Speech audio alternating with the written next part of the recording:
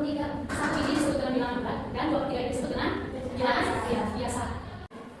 Nah, misalkan kalau kita ingin mengembalikan pecahan campur ini kepada pecahan biasa, gimana caranya? Caranya seperti ini. 3 kali 1 tambah 2. 3 kali 1 berapa? 3. Yang kedua 5. Jadi 5/3. Ini bisa dikembalikan ke pecahan biasa.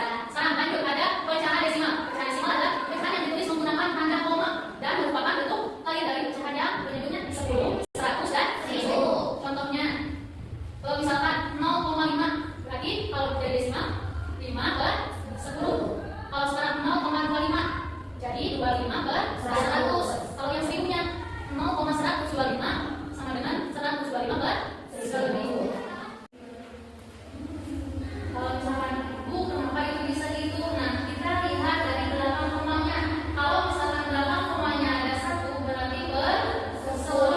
Kalau belakang komanya ada 2, /100. Dan kalau belakang komanya ada 3, berarti /1000. Paham ya yang ini? Paham. Yang keempat, pecahan persen yang menunjukkan berapa bagian dari 100 atau /100 dengan ditandai simbol persen. Contohnya, misalkan sekarang 50%. Kalau dijadikan pecahan jadi berapa? Jadi 50/100.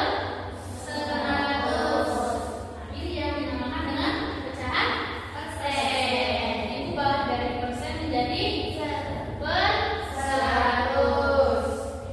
Ada yang menanyakan sampai sini? Ya, ada yang menanya apa?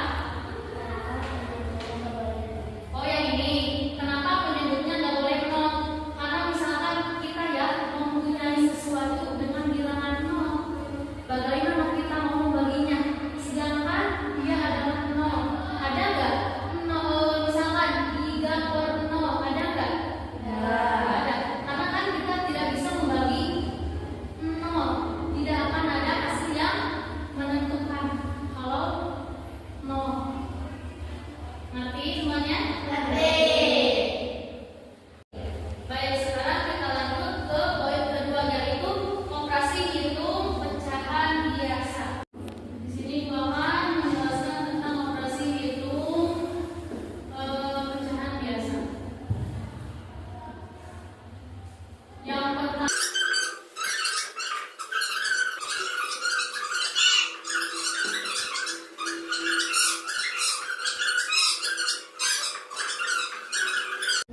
nah sekarang kita gunakan 5 tambah 4, 9.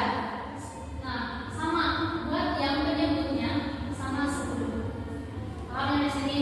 Paham. Sekarang yang kedua, pengurangan.